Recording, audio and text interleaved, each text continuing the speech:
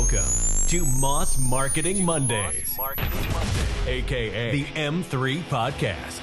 Brought to you by Moss Marketing Group, bringing you everything marketing every Monday. Stay tuned for marketing tips and tricks you can use today.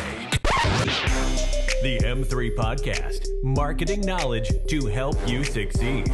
Let's get started. Welcome back to the M3 Podcast. Right now, I feel like I'm kind of having deja vu because we had a podcast with Corey and Ryan, was that like 5 weeks ago? Yeah, I think so. About 5 weeks ago. And it blew up. And thank you guys for coming on again, starting off. But we had some reels really take off. We've really had a ton of traction. We have over 10,000 hours of watch time and listen time on the last podcast. And from discussions that Corey and I have had, no one has done podcasting. No one has really done content or anything on guys in your space. And I think it is kind of eye-opening.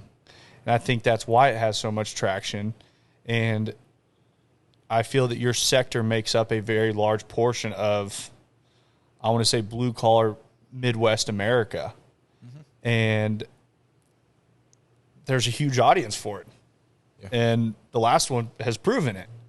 So wanted to kind of go over the beginning of this podcast, going over that. And also there was a lot of negative feedback, which I think when I say that, that's going to comment section. And that is really just anything that goes viral in today's world. Oh, yeah. Is there's so much negativity out there. And that's not the person I am. That's not the kind of people you guys are. And it's just kind of funny. But what I'm trying to think of even how to word this. What do you think is the reason for that much interest in what you guys have? Well, I think really America is built on blue collar people. So I think that when you see when people have the opportunity to see on social media what's happening truly every day that builds our infrastructure, I think it's intriguing. And then when you see Tonka toys in general, I think that attracts people. We're in an industry that people don't understand and get to really see the true, I guess, content or the everyday grind that happens in this type of industry. So when you blast it out there the way we've done in the last few weeks, it's just got people in awe. So they're truly seeing blue collar America, and it takes those type of individuals to give the infrastructure that we have today. And I know you and I were talking about that. People have no clue what it really takes, and it takes us to provide those roads, those paved roads, so they can get to the amenities that they want to do every single day. So you're telling me that stuff's just not already there? Exactly. Well, that's what it's seriously. Everybody, they pull into a strip mall or wherever they're going to go, Starbucks, scooters, whatever it is. They pull into it. They don't realize what's below them. Yeah. What it takes to make this facility, and I'm throwing those ones out there, but just a building in general, they don't understand what it takes for that facility to give them what they need. And we're not even inside. We do nothing with the structural part of the building. Everything we do is outside of the building. And they just drive in this parking lot, and they're like, oh, this is cool. The snow's gone. The water's sheeted off of it when it rains. And we're dry walking in, as far as you're not walking through mud. It's crazy. I don't even think I fully grasped the size of it until I met you out at the apartment complex that you guys were working 8680. Yeah. We go down there, and there is – I don't even know how many people were out there working on different things with equipment everywhere just on the infrastructure around the building. Mm-hmm. Right. That people were rolling in trucks one after another doing X, Y, Z to put together this apartment complex. And they're working on a manhole that underneath it was bigger than I would say like 99% of people's apartment complexes. I'm like, what? Why is that so big down there? Like, I have no earthly idea.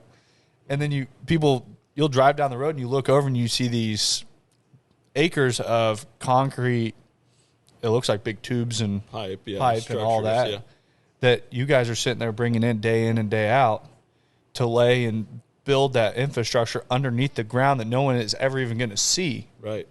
And people just take that for granted. It's exactly. Like, oh, that just happens. They don't even know what they're used for, you know, all the water that they take on. And it's just like, where does all your, nobody wants to talk about their bathroom stuff, but, you know, where does all that go? You know, it's got to go somewhere. It's got to be put in the ground before the building's erected. So it is truly amazing. I think it brings in a lot of the viewers are like, oh, I didn't even know that's what went on, you know. I didn't even know that took place. And a lot of it is probably people are on lunch breaks, blue-collar guys like our guys. They're sitting there scrolling. Look, there we are. Look at that. You know, things like that. But and that's a piece of your guys' company, that there's also the mining side, which I didn't have the understanding of the mining side. And we go out there and they are moving dirt all day to then get to the rock. And I'm like, what are they using all that for? Because you have dump trucks just the whole time we're there. Yeah.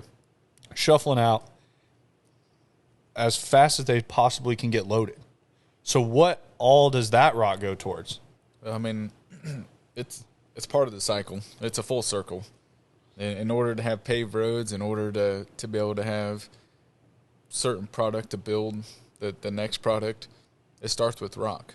And, you know, people in general, quarries are more or less unknown because they're out in the rural areas. People don't even know what a rock quarry is, you know. But in general, we got to be able to uncover that rock to get to it, to be able to provide rock for your driveways. At that, it takes rock to produce, you know, be able to make concrete. It takes rock to be able to make asphalt. Rock takes such a huge part in our infrastructure. You know, it is a full circle, and people don't have a clue where it comes from. You know, so, you know, we're fortunate enough to be involved in, you know, from one of the very beginning, you know, processes it takes to be able to provide infrastructure. And then, you know, we're able to just continue down the timeline or the assembly line, you know, to where people have a better understanding of it. You know, here it is, we're then implementing and putting that infrastructure in the ground or going vertical or, you know, building parking lots, roadways, whatever it takes. It really is a full circle, and it takes so much. It's like it really just takes so much to give to what society wants. Yeah. And I think that the infrastructure and people are intrigued with the business model of what you do. But it's also, I think people were very intrigued with the story behind. I think humans in general are intrigued with entrepreneurs that take such big steps. Mm-hmm. That what does that person contain to make them take a step that big to go do something? What do they have inside of them that makes them believe that much of themselves? That you don't have a small operation. Like, how many pieces of equipment is it that you have? I think we're averaging right around 160 pieces. So 160 pieces of equipment. That, what would you say the average cost on one of those is? Do we have to disclose that? A lot. A lot. But that's another thing. I don't think people understand what's a new excavator cost nowadays. Oh, you're going to spend, depending on the size, obviously. To give a comparison, because most people understand, especially in our industry, what a skid steer is. You know, a skid steer 4 years ago, you can go out and buy a decent-sized skid steer for, you know, $70,000, $75,000. Now, that particular machine is $125,000. And a lot of it has to do with the times that we're in. Cost is rampant. And not only just in our industry, but that's to the damn grocery store. What was a carton of eggs here recently? Carton of eggs, carton of milk, you name it. Almost everything in the grocery stores went up. Yeah, and one that blew my mind was coffee. my wife went to the grocery store here, I think it was about 3 weeks ago. She goes, "Oh, by the way, I didn't buy you coffee this week," which is okay because she's a bargain shopper anyways. So I had plenty on the shelf. But she told me it was $16 for a can of coffee. $16. It's like, what the heck? I don't buy coffee. I don't know what coffee costs. I noticed you just drink Bang, but $3.60. It's pricey. That's cheaper coffee. But that's what it really has. Cost and everything and across the board is just inflated so much. So, and I also think on skid steers, when you say 70 to 125,000 on a skid steer, people are viewing that as the price of a new pickup. Yeah. You're looking at a fully loaded new diesel at that price point. Yeah. I don't think most people wrap their head around that the fact when they drive by a mine and they see all these rock trucks driving back and forth, that rock truck It's 750,000. Well, list price on a rock truck today is 890,000.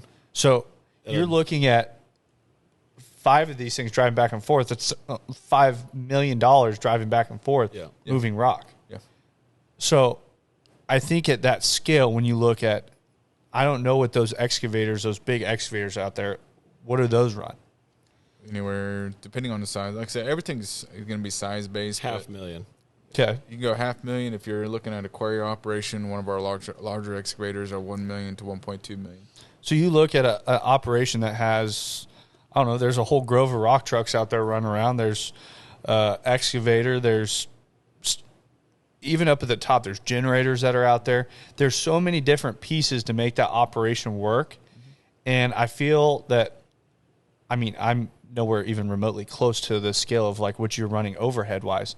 But people from the outside in are like, oh, well, you must just be like print money. I'm like, you don't really look at what all the expenses are. Right. And getting to the expense of all these trucks running, all these excavators running, now we're just starting. Now you got to put fuel in them every day. Mm-hmm. Like, diesel fuel is not cheap. And how many out of 160 pieces of equipment running all over Kansas City, all over north of Kansas City, how much do you spend in fuel in a day? So we're burning around 2,500, just 2,500, 3,000 gallon a day, depending on what operations are going. But I mean, you're looking. Did you take 2,500 to 3,000 gallons a day? Yeah, is that what you buy a year? What? Do you, or is that every 2 years? 25,000 gallons? No, 2,500. Oh, I was going to say, man. No. It's Oh, still, no, he ain't driving that much. I'll tell you that right now. No. that's a quarter. That'd be almost half of a tanker wagon, like a truck Yeah. going down the road, almost half of that a day. They're pulling about 7,400 gallons. 7,200. Yeah, 7,200. So, yeah, we usually go through a quarter of that to half of that a day. Yeah, so you look at that, multiply what's diesel right now. We're anywhere, just say, depending on where we're at and what we have contracted or not, because we do contract fuel, so it does help out, and that's just being better businessmen. Yep. Or a better business person. How do you find yourself into getting into that? You're sitting there talking about like fuel costs, and then it's like, how do we lower that? Who do you even try to contact on getting lowered fuel price? We try to reach out there to people that are going to listen to this and say, hey, we're going to buy your fuel. This is what we get it at for now. You want our business, it's going to take it, to this percentage to get it. Yeah. Yeah. It's going to take this cost to get it, There's a lot that, when I first got into business, and you learn just by talking to people. But the biggest thing is asking questions, right? So when we really grew in the last, 2 years, 3 years, it did allow us to meet new people.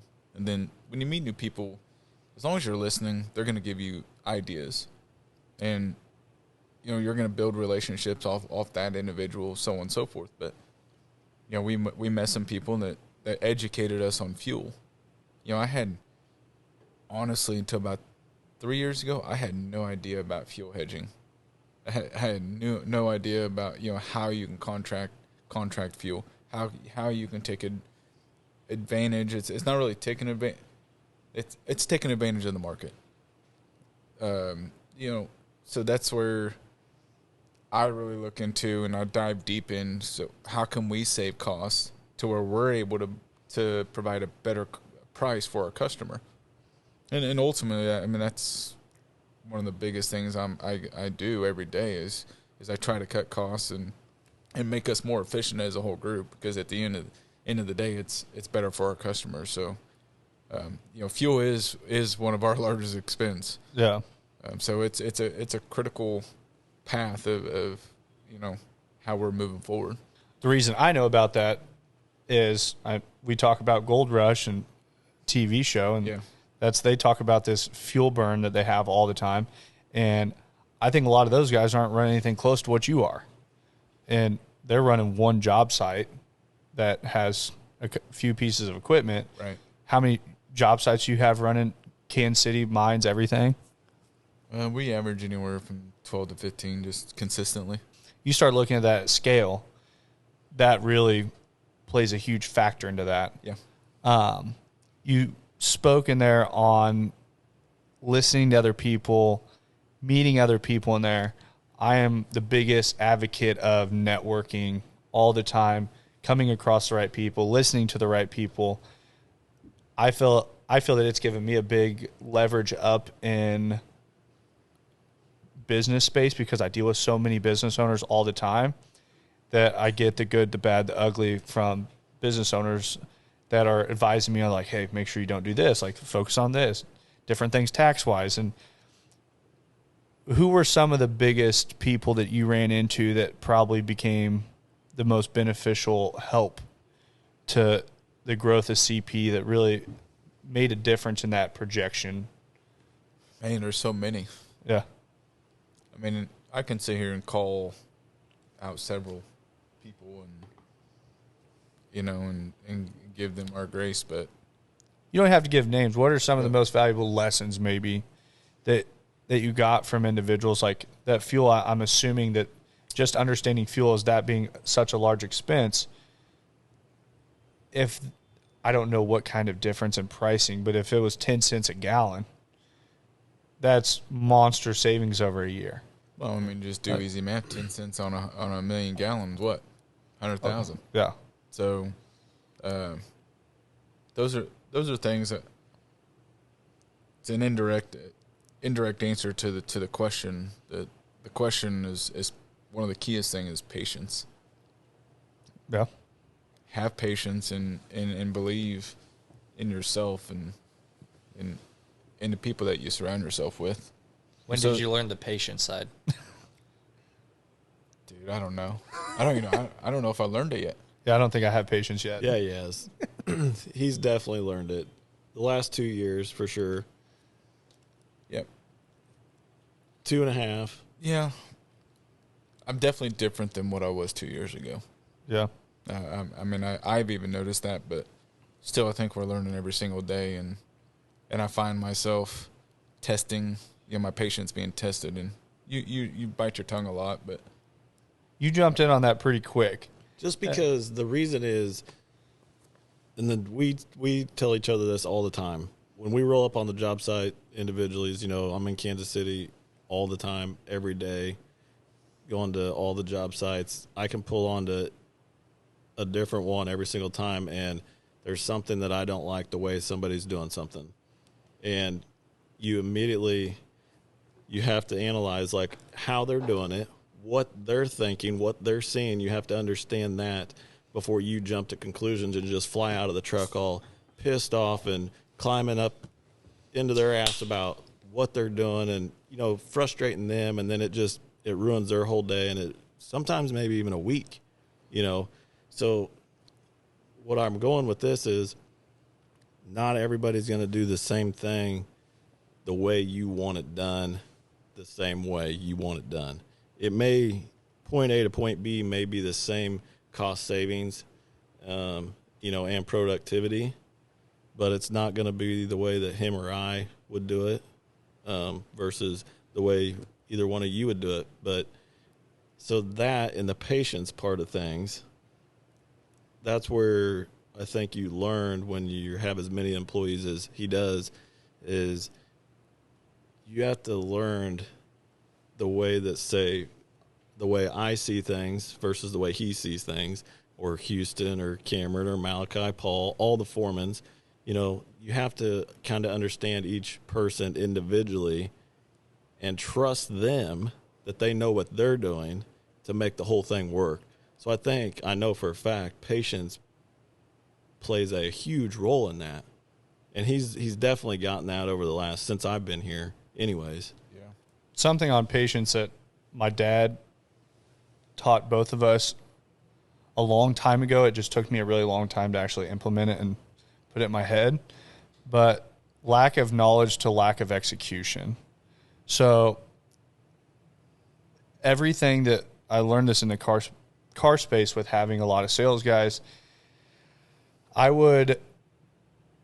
got to where I was not upset with individuals if it was a lack of knowledge. That was something that was my fault. And as these people acquire the knowledge over time, if it was a lack of execution, then I did have a problem. That if they had the knowledge of how to do it, but they just didn't execute it correctly, then that was an issue there. But I saw so many managers would hire new sales guys that had no earthly idea what they were doing, and they would mess something up and they would just rip them apart. Yeah. I'm like, these guys have never done it before. How would they know that?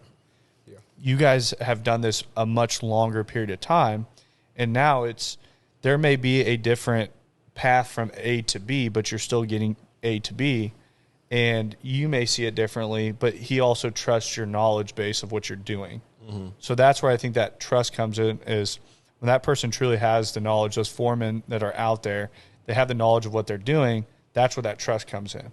But if somebody is just not executing things time and time again, that's when it wears on. I feel like as a business owner, it really wears on patience. Yeah. And It definitely does. That's when it like breaks it down really quickly. So I always, like, anytime something happens, I immediately, like, first thing I think of is like execution or knowledge. Mm-hmm.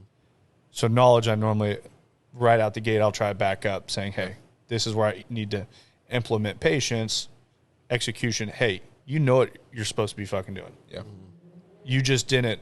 You just chose an easy way out or trying to make a shortcut or something like that. Yeah. So then that's where you start having trust issues, because you're like, will this person take a shortcut to get it done quicker? Or I think that's where that patience comes into being a huge, huge factor. Yeah. And I think also giving trust to those people. Yeah. That's something where you're like, hey, say a job site's running, you have that many pieces of equipment, say they run 10 pieces of equipment, just simple numbers, you're running $5 million in equipment on a $10 million job. You're sitting there, you're trusting them without you two being there to run that correctly. And giving up that, because essentially it's CP's name on the line if something's messed up. So right. You give that, and then it's like, hey, that's my name, you're messing stuff up, that hurts our company. So that's what giving up that trust, I know, took both of us a long time on anything to trust someone else doing something that someone else can't do. Mm-hmm. So I think that's where the patience, it's like, I know how quick I can do it and do it the correct way, and you're taking 3 times as long doing it the same way, just not as efficient as I was. And then later on, now they're doing it 3 times faster than you could ever do it. Mm-hmm. So it's the patience on letting them learn their way to kind of critique what you have taught them. Yeah, and just the proper coaching. I like it's coaching, not bossing to me. Like I like to picture myself as being a coach to them versus a boss to them. Like, hey, let's go through the daily dialogue of what we need to do, weeks in advance, but there's also daily things that we do. And there's something that changes every single day, on every job site that you have to work through, whether it's good or bad, problem solving, or, something goes in your favor, whatever it is. The whole time, I like to think of it just coaching and learning and growing from it. And that's the way I try to put it off to, like, the foreman. Like I said, back to the patience things with him and what I think he's learned, just growing, is not everybody's going to do it the way that you want it done. The way you would do it. So you have to learn to roll with the way that they're going to do it and just coach them the way you would like it done. They may not drive it the same way you do, but you can coach them to try to get it to, that direction versus just bossing them and telling them, like, hey, this is the way it is. This is the way I want it done. You know what I mean? People are Not very receptive to. Yeah. I don't think people are crazy receptive. None of us are. If somebody comes in and demands you to do something. Right. I think people are more receptive when you can present it as their idea, or you can present it as a coaching style. Hey, maybe try this way, see which way works better. Mm-hmm. Like, there's a different way to finesse, like have some finesse when you talk to people. And I see managers, I see bosses, and that we work with a lot of companies, and I see people that struggle with employment. I know exactly the reason right out the gate. And then we work with other companies that have never struggled with employment. It's because they build a different kind of culture. They build something that we were up filming at a mine site, and we get done and we're all hanging around the truck, having conversation, and everyone's like out there hanging out. And it was like, I could tell that there's something different about the culture of all those people being around each other. And they have a respect for Corey, and they have like, he's not out there telling him, do this, do that. Like, I feel like there's a different way to lead in today's world, and the people that are leading a different way and respecting the people that work around them. That on the first podcast, one of the reels that got a lot of traction also was you gave all credit to the people around you. Same Most thing definitely. and I lead that. I look at it as like, I joke around here all the time that I don't have a job. Like, they've all became way better at everything they do, and I'm like just here. And I'm like trying to find something to do. And you look at Patrick Mahomes when they're going to the Super Bowl, the first thing he does when they start talking to him is he gives all credit to his team first. He doesn't take it. And I feel those are the people that are respected and people drive to follow and be a part of what they're doing. Mm-hmm. And I feel like that's something you guys truly have with everything that, I mean, on the mine side, I've been out to the excavating side. And that's going to lead me into my next deal. Which do you see as the harder side to run? Or are they pretty equivalent? Depends on the day. I'm going to say the excavating side would probably be the more, I guess, it presents more challenges. It doesn't have the equipment, and it's not. I mean, it's production driven, but the quarry side is go go go. There's a lot of monotony with it. The people you deal with, we're not just different. We're not dealing in the quarry side.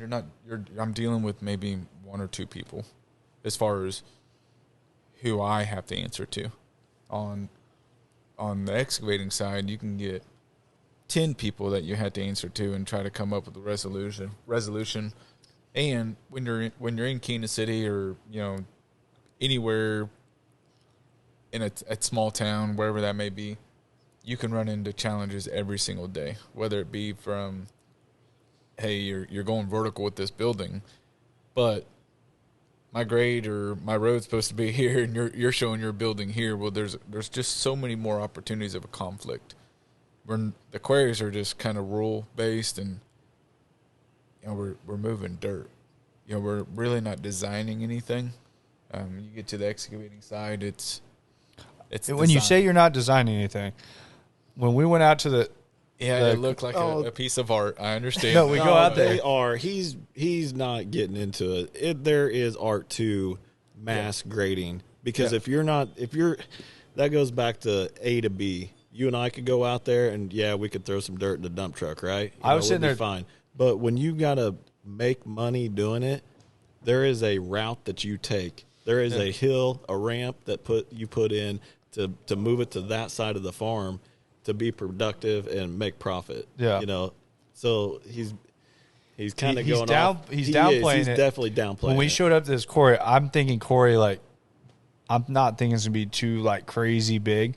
And we show up. He's like, "Yeah, just follow me out here." I'm like, "To where?" Like, and we just start driving. Drop me a pin. We start driving way the fuck out to BFE at this place, and we're going down this road. And I'm like, and I have Ricky and Dalton in the truck with me. I'm like, how does? Grant, I haven't done it, but I'm like, how does one look at this area? And how many acres was that, Corey? Which the very first one you went to? The second one. Second one, I mean, just the pit itself was right around 20 acres. Okay, what about everything else on the? So you're looking The whole quarry you're looking about 250. Okay, so we're going out there. We drive way back there, and we get to this thing, and I'm like, how does one come out here and look at this and say, hey, this is exactly how this whole thing works? Because it looks as seamless as possible. Everyone moving everywhere with the roads the way that they're set and built, and rock trucks moving in one side, going out, and then he's like, yeah, once this gets done, the rock companies come in, they'll blow all this rock, and then they're going to dump it. They're going to take it over here. It goes into these, like, different piles, and, like, just the strategy, yeah, no doubt. The setup of it, I'm like, so I look at him, I'm like, how did you know how to do this? He's like, it just, like, plays it off like it's not a big deal. I'm like, you're not grabbing some person off the street and be like, hey, yeah, I need this all, like, set up out here. I mean, I had a general concept when we first took that risk of, hey, let's get into this industry. But it goes back to asking questions and trusting the people that you involve yourself with.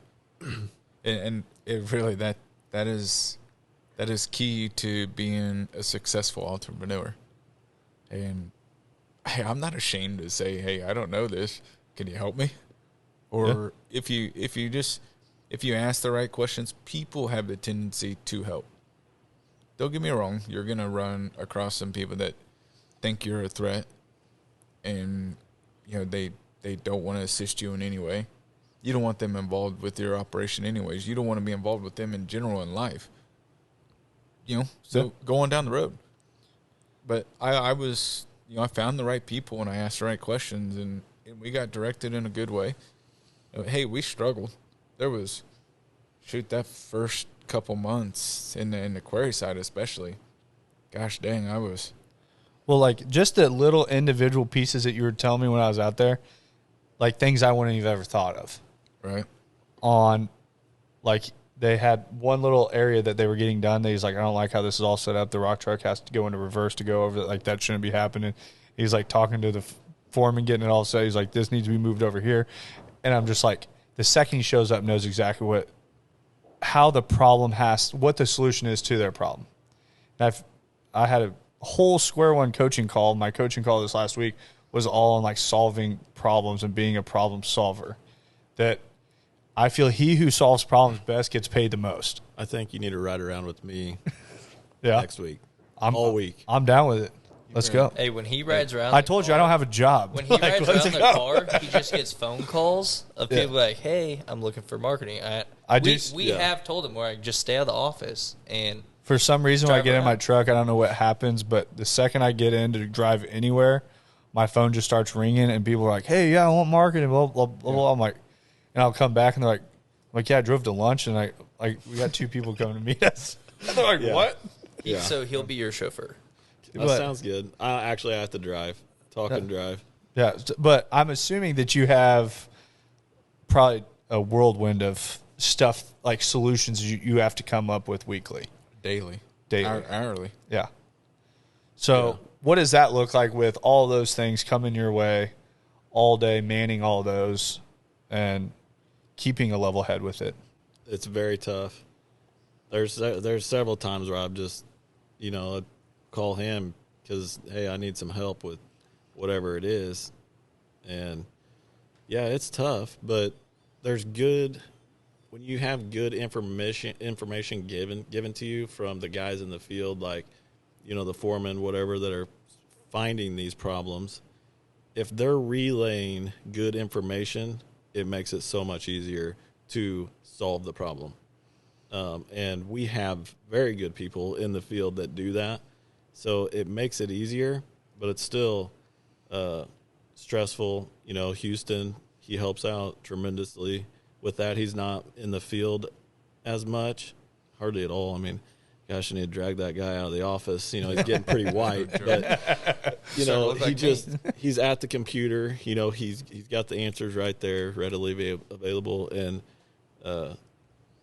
it's an undertaking, to say the least. Just simple things. Like, for example, today, on the project you guys are going down to tomorrow, the civil engineer and the architectural engineer designs do not match. So something that people aren't going to understand, normal, construction guys will, but the civils, like what we go off of, do not correlate with the architectural a lot of times.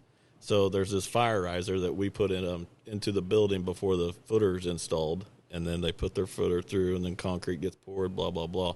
Well, it's stubbed out. And then later we'll come back and hook onto it and tie it into the water main. Well, we put it in where the civil drawings call it for, but the architectural drawings call it to be 8 foot this direction in a different room. Well, our plans say it goes right here. Ours are the latest, current plans that we have, but the architectural don't match the civil. So, all right, simple. That one's easy. The drawings don't match. Change order. We'll just fix it. If that's a change order to you guys, yeah. So the architect, engineers ruling over the civil. Not always, but like in that scenario, that one it may go to the contractor. It just depends on. It depends on if it was their release dates on the architectural drawings that they didn't have the latest. When we installed the fire, we check on our drawings to make sure that we have the most current drawings to make sure we were right, that was put in like 6 months ago. And we're just now getting to this point in the project to hook onto it. But it's just something that changes daily, on something like that. So on that stuff, is that stuff normally pretty quick to get fixed? So something like that, yeah. You can typically, you could have an answer within a day, But there's other things, depending on what it is, it could take 2 weeks. An RFI, just request of information of something from an architect. They've got 7 days before they get 7 days before they even respond. How do you go about operation when something like that arises? Well, it's a pain. I mean, sometimes we're forced to pull off the job site because we're waiting on information. So then that just the amount of money that cost us, to where if we got to move a crew to a whole nother job site to maybe gain some ground, we didn't have figured in to come back, and because of a mishap, you try to get some overage in it, but when there's just one mistake on a job, that's one thing. But when you're talking, 7, 10, 20, I mean, we've had some, really get up there. Man, that costs a lot of money. And so do you guys run into a lot of so I know this is something that happens in residential real estate. My fiance sells real estate, and when she gets in these high-end neighborhoods, when they're putting plans together on houses, like paint color, there's a neighborhood going up. She has multiple $1 million houses going up in there, and paint color, you submit it, and they only meet once a month to review. And one of her clients, they denied the paint color because they're only going to allow so many white and black houses in the neighborhood. Yeah. To where then they submit their next one, they got to wait another 30 days. And they can't move forward and touch that property without approved paint color. Do you guys deal with, I feel like that is stupid. On so many levels, do you guys deal with that kind of, I know it's in something different, but dealing with city, dealing with all those different entities that are having a say in that approvals, or when you guys break ground, or is all that approval stuff pretty much all handled? No, by no means. There's a lot of times we'll bid a job, and these developments are taking place. We're basing everything on 50% plans. So then you run a risk, hey, there can be 50% change. Most generally, when we go to start breaking ground, a lot of the architectural stuff has not been completed. So they're arguing over the colors. Seriously, not joking. They're arguing over things like that, so that's why they're not completed. Yep. And there's a lot of things like that happen. The civil, if we break ground, the civil side of it, what we do, I'd say you're looking anywhere from 80 to 90% completion. But when they start finalizing architectural stuff, they find bust.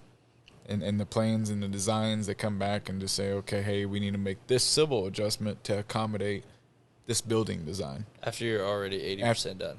Not necessarily 80% done. We've just provided 80% of a bid proposal. We bid our bid was based on 80% of the plans being completed. So there's 20. There could be a 20% deflection, variation. Yeah, we have 80% of the drawings that are completed. Yep. There's 20% out there that may change. Yep. Or may not. So they have a varying 20%. There's a variance, yeah. Yeah. There's just daily. I mean, that's just a small one. I mean, there was another one, a 3-inch water line that was like that today. You know, I spoke of Cameron and his RCB earlier. You know, just having some small minor issues that drive him or I, you know, crazy. You know, and then like another site today, just battling the weather on that frost for Pad C at State Line. You know, there's things that you have to do because nobody wants to stop production because it's money. Time is money.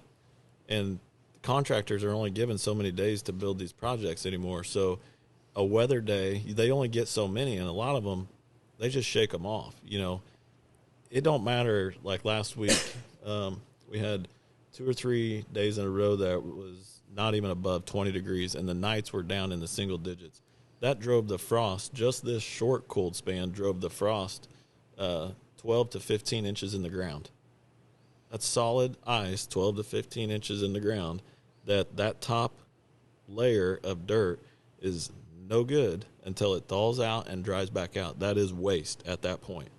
And if you're trying to do any sort of construction in that time frame, well, we don't bid the job for that, right? Yeah. So if you're trying to rush us to get, say, this pad ready, that's a change order. So you're going to have to pay extra for us to, whatever it takes to fix this to get it ready for, you know, your time frame, you know. And thankfully, it wasn't as bad as it was going to be, which, Chancey, if you ever listen to this, that was funny. Did you see that email I sent him today? Yeah. Anyways, you know, it's like it's still going to be there at that price we kind of quoted them, but it's just a little bit different avenue that it took to fix it. You know, it's just things like that. You just got to roll with the punches, and I think that's the hardest thing to learn in this job is to make sure you're making the right punch back so it's not costing you any money. Yeah. I think that's what I've had to learn the most in this. Patience. Back to patience. I think patience and stress. How do you guys cope with the stress? Because I feel like when a lot of these problems arise, it's not a small problem.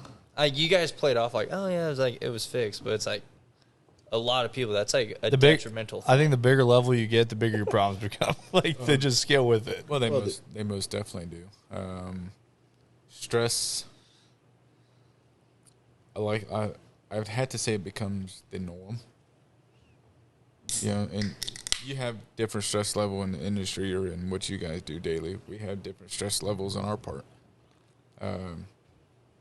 I like to say I handle stress well, but I may look at the next individual and he be no, you don't, dude.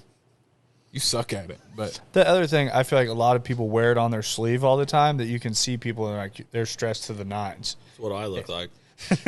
But look how serious he is. We can get a zoom into that. Yeah. No, but it's like you can tell that there's like all this like weighing on them, and I feel that good business owners, good entrepreneurs, good leaders, good managers, whatever, can take that stress and it does not trickle down the line any farther. Yeah.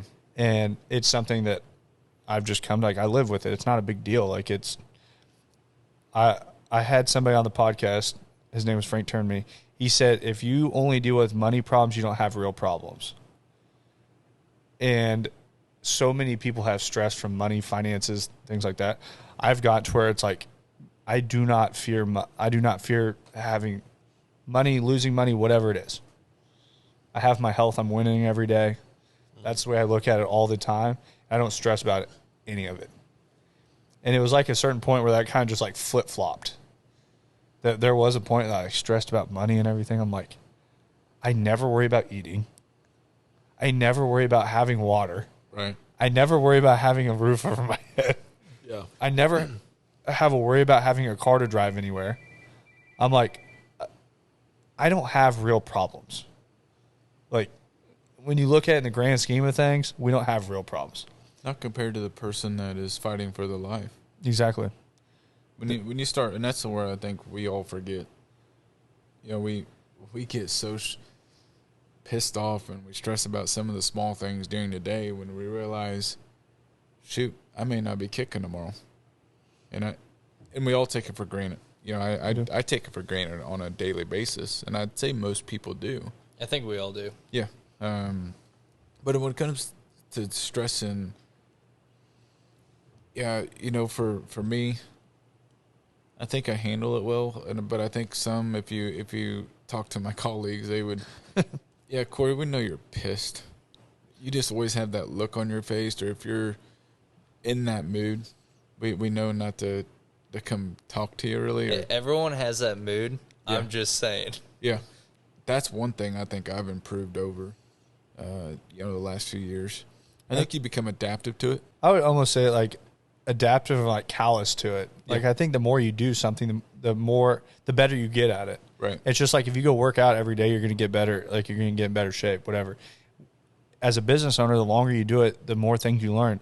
Those problems that may come up now, you may have solved that same problem with someone else. Oh yeah. 2 years ago. To where now all of a sudden it's not like a big deal. It is. And you become. Yep. I don't even know. It's same thing as you go through school.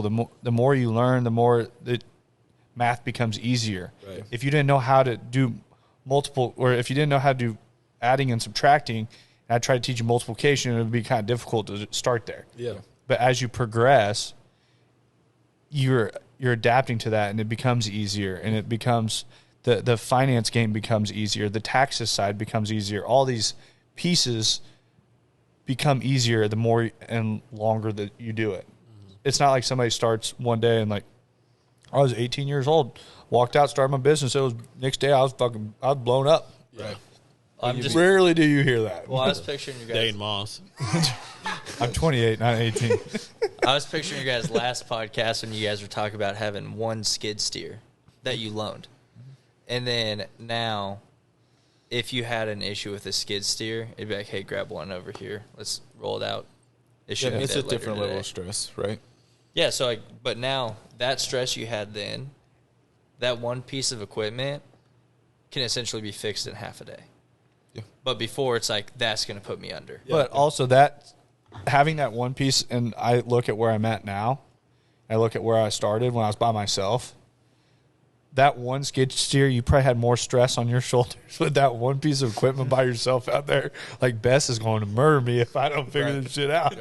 Yeah. And now it's like you have this huge operation that it's, as you scale more, that, like, when I first started, I'm like, what happens, like, if a camera stops working?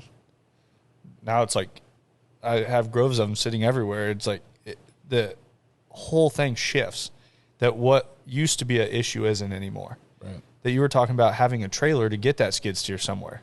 Right? I don't have a trailer. I'm like trying to figure out how.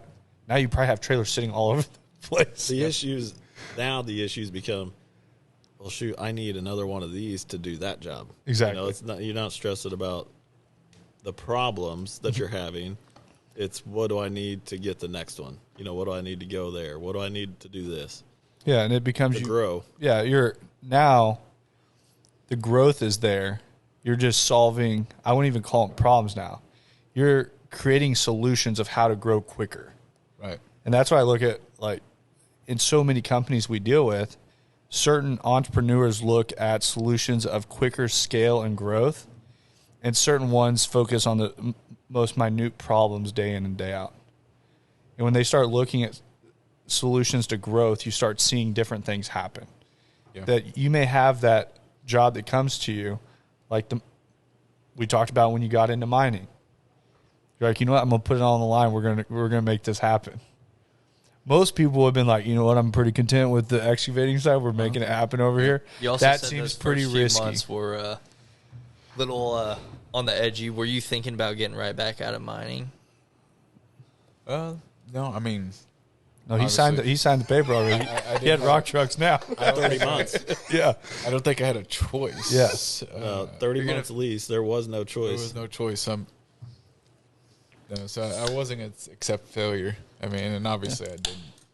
But you look at those sites, at that point, you were probably a little fearful of how am I going in to set this whole thing up to run this efficiently to make money. And now we drive out there and you're like, yeah, it's not a big deal. Like, it is crazy. Remember the first time you're like, it takes like 6 hours to put in a ramp. For a dozer to put in a ramp is like. I calculated every freaking move. Yeah. See, you didn't tell us you calculated everything before. Oh, seriously, dude. I mean, I did. I calculated everything that happened. Like, well, you can't spend an hour doing that because that hinders this. And what I found myself is I was worried about my pennies, and my pennies ended up costing me nickels. So when you kind of catch yourself in that moment, you got to realize, okay, hey, if we make this move, that'll actually save us the pennies and save us the nickels. That'll save us the dimes. Then next thing you know, that's saving you dollars. Because you're looking ahead. You're looking ahead, and you're not trying to micromanage, which I've been horrible at in the past, and I think I've gotten better. But those are the things as entrepreneurs, business people, you figure those things out as you go, and I think that kind of takes place with the stress that we're talking. One thing, we become immune to stress. In our I don't view it as stress anymore. No, I just view it as like when I say I don't have a job. My job is to manage it. I feel like I'm the captain of a ship, and I am directing it wherever it goes. Well, you got to put it's your ultimate responsibility to put the right people in place. Correct. To make sure that ship stays upright, to make sure that the people on that ship are being successful at their duties. Yep. That is your ultimate goal. When you have people following you and you make a decision and everyone believes that decision that you made is the best for everyone, I feel that's when people will follow, because I feel there's a lot of leaders out there in the world that they lose people following them because they make a decision out of being selfish. They make decisions what's best for them. That if you're making decisions always the best for everyone around you, it always pans out the best for you. Mm-hmm. If you're putting those people before you, but that's where taking that ship, you'll take it to wherever you want to go if you're always taking care of the people on it. Because if you're just sitting there staying at the wheel and no one else is on it, I promise you the motherfucker ain't moving. Yep. You're sitting in the port where it started and it's not going anywhere. You take care of everyone on it, that ship will move. Yeah. And the more you take care of those people, the more people can be on that ship and the further it can go. So I think that is something that so many people, if you put those other individuals first, which I feel that you have done, and put the right people in place, you end up with a crazy strong team around you, and I feel like the ship moves faster and faster and faster. Well, it allows you to be successful or build success. Yeah.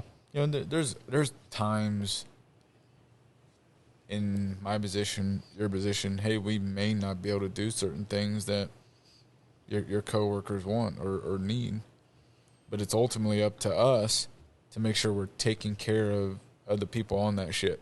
Yeah. And you got to make the right decision at all times.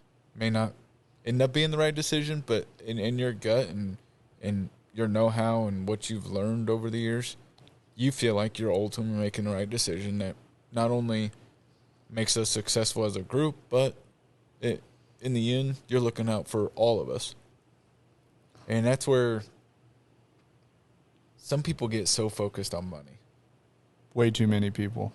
I'd say majority. And it's, hey, I didn't get the proper hours this week, or hey, we didn't land this job. Ultimately, we look at, hey, the big guy upstairs, he's looking out for us. It doesn't always work out in the moment, but in the end, you stay focused and you have patience. You will persevere, and that's where I find myself. That's where my main focus is right now, is trying to make the right decision for all of us. We all know this. We were just talking about cost earlier. Everything's going through the roof. There's a point in time where everything's going to settle. And when things settle and we start having this correction, are we, all of us, prepped for that time? And that's what I'm trying to do with all of our people in our group, is mentally prepare them, for when times possibly could go south and we have this correction. Hey, are we stable enough to where we can ride this storm? Because the storm's coming. And that's where I'm been focused a lot. Probably a year now. Yeah, anyways, yeah. That I've really been, pushing hard on, hey, let's get out of debt. Hey, let's get a backlog to where when we're completely out of debt, we have a good backlog and we're able to ride this storm out. We're all being able to be prosperous because of the decisions we're making today. Let's not be so focused on this high and this money. Let's stay humble and let's work through everything. And that's what I've really been focused on lately, and that's been my mindset is I'm in full protection mode. But I think also you say that, and I don't feel like you come across that you're that way, because I'm always very much a person that what you envision is what you create. And we talk about downturns. There's downturns, but there's also, I see that's the largest space for opportunity. Oh, like I can't wait for it. I feel like that's when you're put in an arena and it's time to fight and it's go time. This is what people prep for. This is where the strongest of strong really shine. But it's so many people want to cripple up and reserve and pull everything back, and it's like, who's going to drive forward? And the people that drive forward in those times, there's so many millionaires made in those downturns. But it's because they look at different opportunities in the space. And it's how you look at a space. And I feel that you're very forward thinking in what you're doing. Just from our conversations, you think way beyond what other people in your space are doing, your vision of everything. But because of that, you're going to stand 10 times taller than the next person. And when those times happen, there's so many different spaces that, like real estate, people talk about real estate agents. What most people don't realize is 5% of real estate agents sell 95% of it. Guess what? When the market falls, they don't struggle. They keep rocking and rolling, doing what they're doing. Houses are selling. Investors are buying from them. The strong agents are still running straight at the top. I know a lot of agents that are really great real estate agents, and they're like, 08, 9, 10, phenomenal years. Really? Because they're strong. The strong ones in this space win. It's a great time to liquidate the bottom. That right now, my fiance, she can't wait for it. Like, she already has agents like, market's slowing down, blah, blah, blah. She's like, I'm busier than ever. But she's strong at what she does. Right. The clientele that's buying is buying from her. Mm-hmm. She has that clientele. Same thing in your space. I don't see the people that you're working with, you guys staying at the top spot. It's not like everyone's pulling out from those people. We're taking our top spot of where we're at. But it's also capitalizing while it's good. Yeah, but it's driving forward as fast as possible in those times. But then I have business owners that have came to us and they're like, well, I had business owners come to us a year ago. Hey, I know so-and-so and so-and-so and so-and-so. And they said we're about a month out from everything falling to shit. So they start liquidating employees. They start liquidating marketing. And then all of a sudden they drive themselves into this. They're in their recession already, but they just created it themselves. Mm-hmm. And it's you. Whatever vision you put in your head, good, bad, and different, it doesn't matter what you tell people. It's truly what that vision is. Mm-hmm. That vision will become reality of whatever when you talk about being the man of that ship and being that captain, you can take it to the bottom of the sea or you can take it to the moon. But if you have the vision of the bottom of the sea in your head, I promise you, no matter what, it'll end up down there. Oh, most definitely. But I watch business owners all the time that they start talking. I'm like, why the fuck do you even think that way? Right. I don't even put in my head that failure is not an option. Regardless of, everyone loves an economy downturn because it's an excuse. They find it as an excuse out for them to fail. Hey, guess what? 20 other people failed, so I failed with them. Right. At least we all failed. Mm-hmm. But guess what? There's one person that didn't. That person didn't accept it to be an excuse. Mm-hmm. So it's like, I get fired up on the whole economy stuff and everything like that. But I believe that no matter what economy is, there's people that prosper in all of it. I feel down economy has more opportunities than not. You just have to look at it differently. You have to find what the need is. It don't matter what it is. You have to find the need. Everybody out there that's trying to make money on something, whether you're an entrepreneur in the business like this or business like yours, you have to find the niche. What 100%. Are people buying? What do people want? What drives the economy? You have to go after that to be able to be prosperous in the moment of the time that you're living. There is no doubt in 18 months from now, this is going to still be on the air probably. We are in a recession, and it's going to hit hard in less than 18 months. We're going to be at the bottom of it. But like you're saying, who's going to take advantage of it? Yeah, who's going to take advantage of it? Who's going to find the angle? And like you're saying, it's the vision. Who's going to see what we need to do? And it takes people that are business owners. They see the room differently than others. They really do. I've already started implementing a lot of different things, and it's I look at market share for any business that we work with. Like, what does market share look like? How much of market share do you own?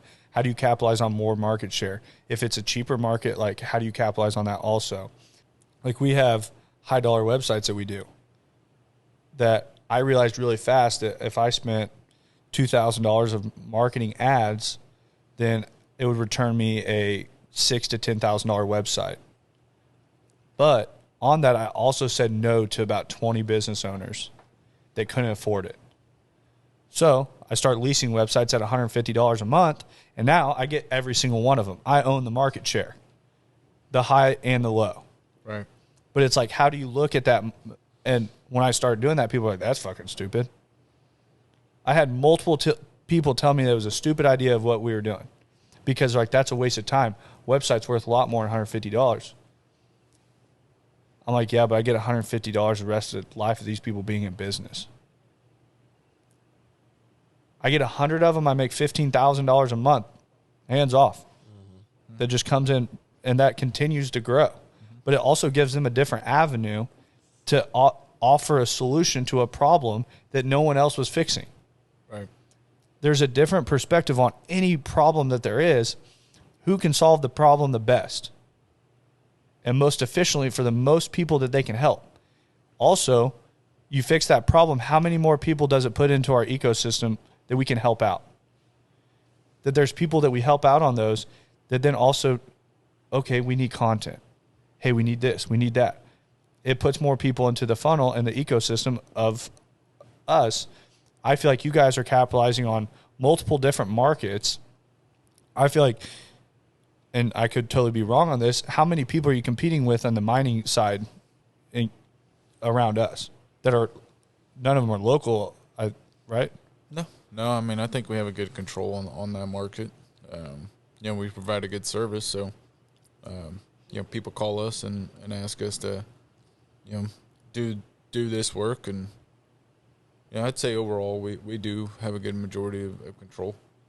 And it's also the difference between what we do is somebody has to have some capital come play with us, like in our space. Somebody's going to have to come with some monster capital, come in and say, hey, I don't have a mining gig right now, but I'm going to go compete with these guys. Right. And somebody's going to have some serious stones to do it. Mm-hmm. Yeah. But it's also, I think that you guys, the other thing is in a market downturn, they're not going to say, hey, roads, we're done with roads. No. So it's going to strive then. Yeah. For roads and government, public entities is going to be huge right now. That's what everything's going to strive towards. I think with your guys' business model being as diverse as it is, I think there's voids in market. I guarantee there's voids in market. There's voids in every market that excavating today and excavating in 20 years is going to be completely different because somebody is going to see a void that they can fix, and they're going to stand that much taller than the next person. Yeah. And it's any space that you look at. Like, I don't care what it is, like food space. Like, what they've become more efficient on how they serve food now. than ever before. Now you go in, there's a kiosk that you can order, so more that 4 people can check out at the same time instead of 1. Right, and you're not having the cost of the employee checking them out. Yeah. Somebody saw a void in market and said, what if we put kiosks in, people could order for themselves? I'm just picturing how many people would it take if everyone had a little wheelbarrow shoveling dirt. How many people would it take a day that one of your trucks could do? In a day? In a day. Like all the Egyptians that built the pyramids? Yeah, absolutely. But that's the line it travels, is like that's what they used to do. Then we got trucks, and then we got bigger trucks to now earth move. Yeah. The comparisons. like, what year did they start building rock trucks? Oh, shoot. I mean, 60s, probably 50s, actually. Okay, how's your probably economics? Yeah, you're talking about like mining stuff. Yeah. Yeah, I'd say probably 50s. Okay, so 50, so not even 100 years ago. Which I mean, I'm not that old. You're asking me like I'm supposed to be like some historian. I'm just seeing it like a ballpark, just a ballpark area. You look like you would know. Ballpark area. So we're saying like 70 years ago. Let's round that up. There's still people that are alive today that were around when rock trucks were created. Oh yeah, So someone saw a void in market saying, hey, we're not moving enough. quick enough, and efficiently enough. And they said, we're going to build these trucks that cost like 10 times what a pickup truck costs. Right. And you know how many people probably told that person they were stupid? Yeah. They're like, you do not need to build a truck that big that is that much money. And they said, you know what, we're going to do it and it's going to work. And now people pay $750,000 or $800,000 for a truck that just moves dirt or rock efficiently. When was the Great Depression? Was that the 20s? 20. Yeah. Great 20s. So about, say, 20 years after the Great Depression. The Great Depression, when they made that. Mm-hmm. Yeah, probably. When do you think the first actual mining rock truck was made? They acted like I was some historian and asked me that question. I was surprised 50s. he knew it. No, so it's actually a lot later. I said 50s. No, I think it was Volvo, I believe, come out with the first articulated truck. It was going to be 1980s. So in the 80s? Really? Yeah. So I was Google it. I'm telling you. I don't even know. So I was just talking It about might have like been just mining. late 70s. I'm just talking about like just straight mining. You know, just haul rock trucks. You know what? I think someone in the comments should let us know down below. Yeah, well, what the and I exact agree, year I agree. is. But see, trucks, it used to be done by a lot of dredging. Okay. And so trucks wasn't really not a huge strategy. They didn't build. I mean, go back to when the Model T was built. Let's go. I mean, What's it say? So Thorncroft developed a steam dust cart in 1896. Look at that thing. okay, that's definitely not. So 19 No, that's not that gonna is be smaller mining. than a long That's bed a dump truck. F-150. Yeah, yeah. But I'm talking like an art. I thought you guys were talking about an Yeah, art. we are. We're talking about we are like a earth mining mover trucks. like Yeah. a mining Yeah. equipment. Yeah, so beforehand, it was all done by dredging, and it was just huge excavator style, body, and it just had huge arm, and it just had a big old mining bucket that was operated on cables, and they would just drop down in the cut, they would drag it, and they would load trucks with it, but they did a lot of just stockpiling. They just threw it away because these arms could reach 100 foot. That was how a lot of mining was done back in the earlier days. So almost 50, just say 50 years ago. So I got the Model 1Z truck, the first off-road dump truck ever made and used for mining. 100 horsepower. Yeah. So you didn't know something? Google had the answer. Yeah. Yeah, you always Google it. Yeah. It's got all the never answers. See, and look, someone found a need. Instead of looking something up, they just made Google. Yeah. Yeah. Instead of going to the library, you can now have a search engine for it. Yeah, and we need libraries today, don't Yeah. we? I don't know. I go once in a while. It's like right by my house. Do you really? Yeah, I like the library. I haven't been In to the Liberty? library. Yeah. The new public one? Yeah. No one's ever there. Is it South Withers Because it Road, got Google. It's on Flintlock. Flintlock? Hey, Yeah. I guarantee you can find every book there on Google. Yeah. Oh, I'm sure. Just if you want some peace and quiet, a pretty empty place. Great place to go. Everybody else broke the seal. Yeah, I know. It all happens right about an hour. Like they write the time up, but I'm like 60 minutes, seals broke, period. Yeah, it didn't happen last time. No, but even it's funny when we talk about like finding a voided market and what you can capitalize on and how much time changes, that right now the same thing's happening in gold mining. Mm-hmm. That they weren't efficient enough 50 years ago, so now they're buying land that just has tailing piles, and they're running those tailing piles straight back through newer, more efficient, what do they call them, trommels and everything that they're running now. Yep. And I guarantee the same thing happens in another 50 years. Oh, for sure. Another 50 years, they're going to say, hey, you know what? You guys weren't real efficient on how you did this. We found a better way. And then property's going to sell again to run that same tailing piles back through, and they're going to be like, whoa, they missed out on half of it. Yeah. So I just think that really anything that you do, there's going to be a better way to do it. I think there's wants, there's needs, and there's efficiency. Yeah. So if you can go from a want, figure out what the need is in that space, and then you can become efficient on that need, you'll own the space. I agree. Yeah.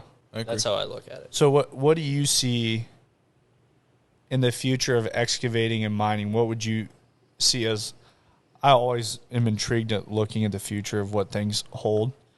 What do you think the next movements forward are?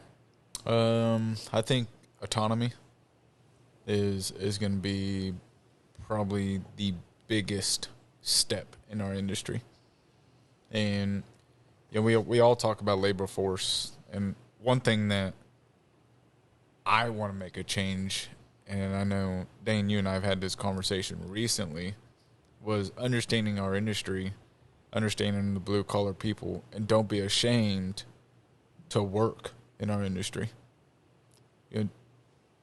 Be proud that you're blue collar. Be proud that, and I'm going to get into the autonomy in a second, but I think it's important that you don't have to have a college degree to go out and make a good wage, live comfortably, and support a family.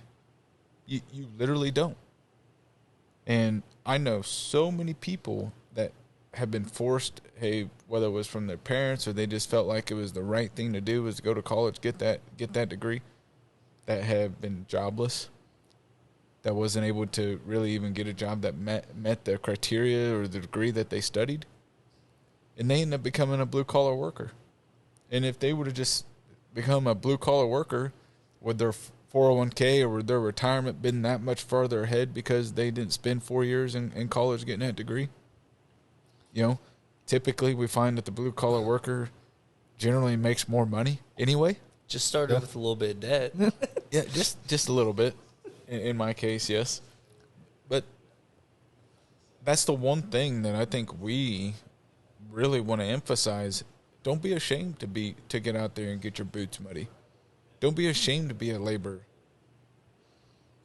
It takes us we are the ones that build America. Yeah. We truly are. We're the ones that pave the road for society. And if it wasn't for us, you wouldn't be going to get your cheeseburger. Or your Starbucks. You wouldn't be going getting your Starbucks. That if Starbucks ain't able to give you that morning that you're cussing about. We do not appreciate our system. We don't. We don't. And that's the one thing that I want to change. And if we can be vocal about it and bring that change, by all means, we're going to. And that what we're doing now gives us that opportunity. But because of that, and just ingenuity, going back to, we find better ways. When you're talking about the gold rush and the things have changed. Now with the technology, cell phones, 5G, we're able to operate equipment that's 200 miles away on 5G cell service.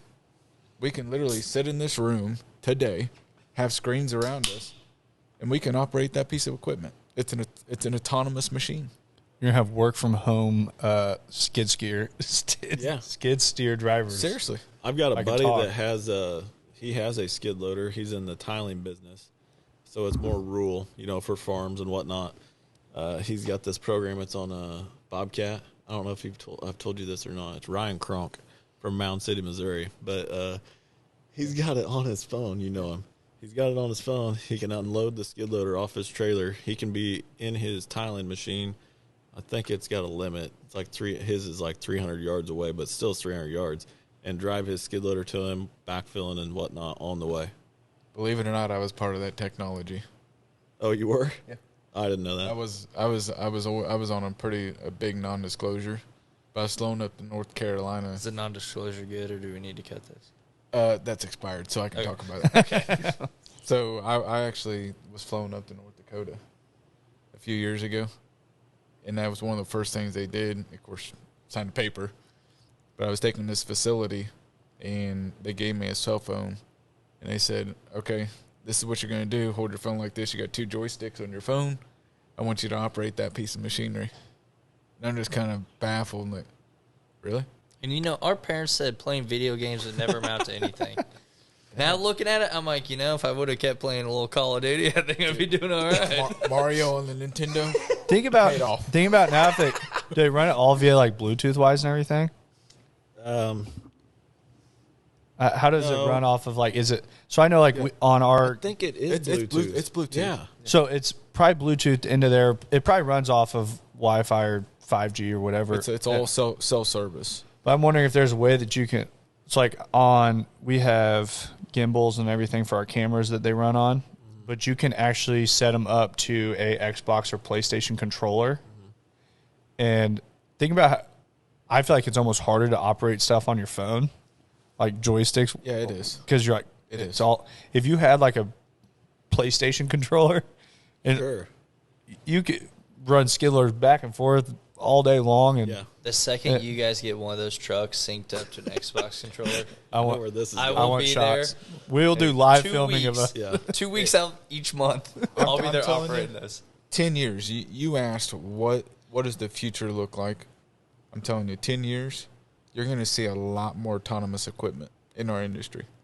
Well, it's already going that way in the farming industry, correct? But it's there in the construction industry as well. It just you have different areas, you know, whether it's remote. It's been in the mining side for quite some time. You know, minings, they have operators now that will stay in 200 yards back, and they just run remote control, you know, of a D11, dozer, D9, whatever. What they're looking at is from the safety aspect of that operator. You know, if he's sitting here and he's pushing over, you know, fill or material on a 200-foot ridge, well, if there's been a recordable incident of a fatality or whatever 10 years ago, well, the insurance company, like, well, now we need you to make that an unmanned machine.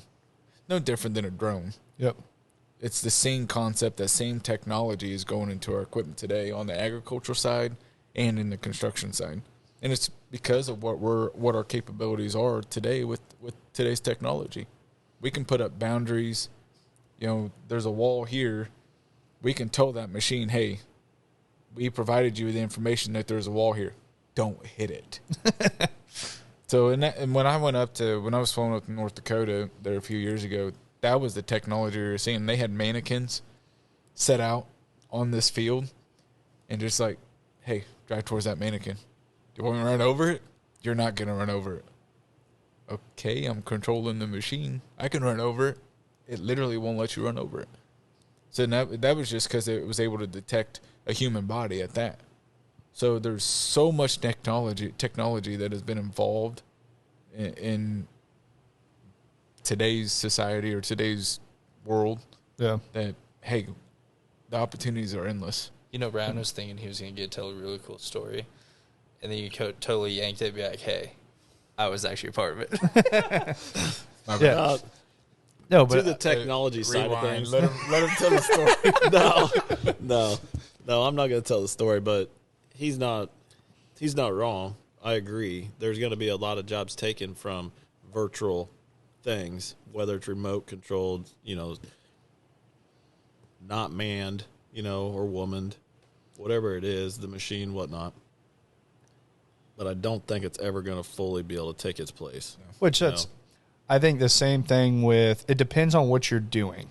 Yeah. So definitely. If you take a square by square farm field that's always been the same, and you say, hey, I'm going to put a combine out here, GPS, it runs it the track one time, and then it always knows to run the same track. Right.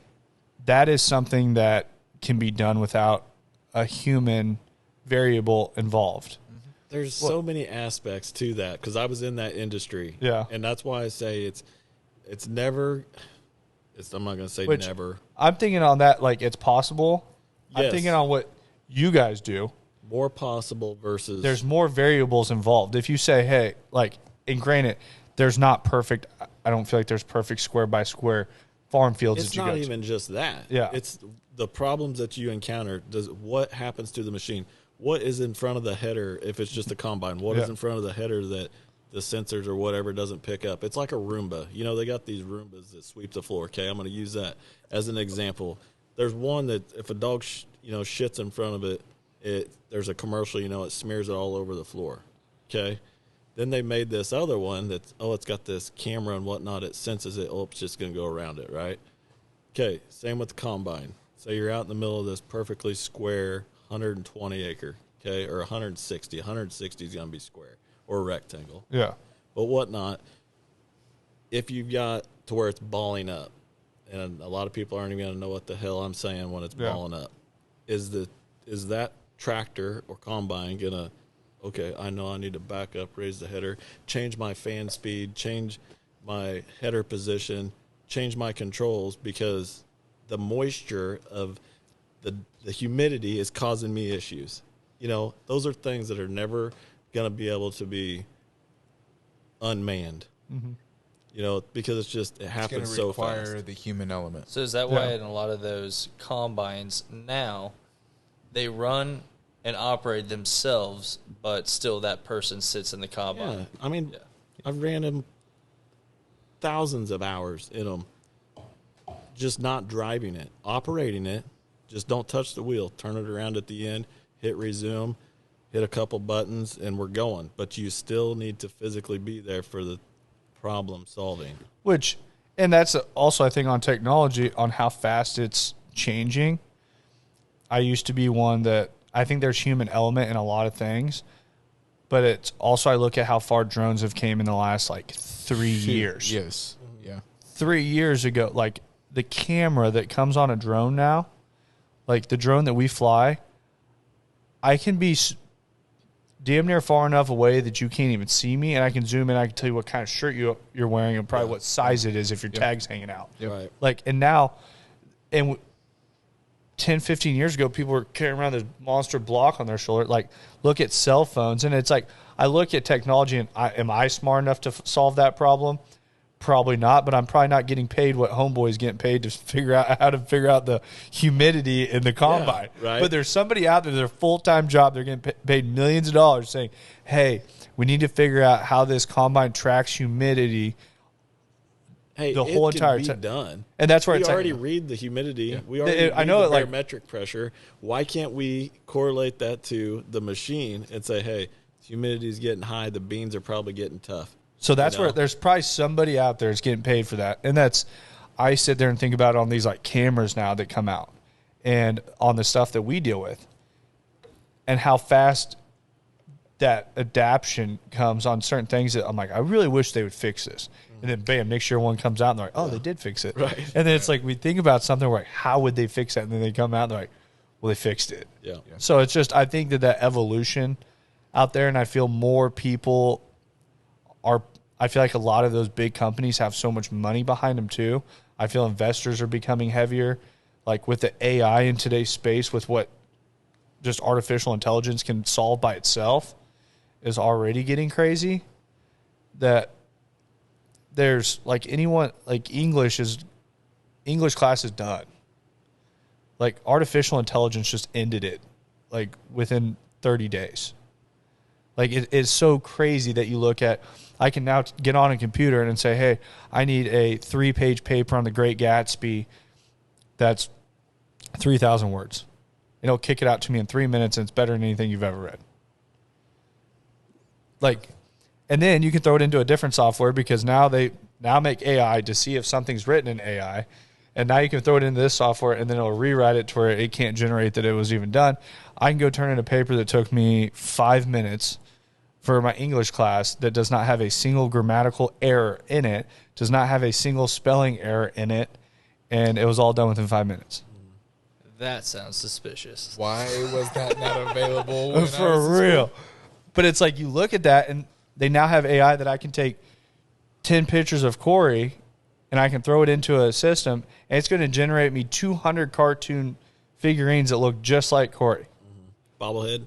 Or whatever you want. Like, it spits out the most realistic photos you've ever seen.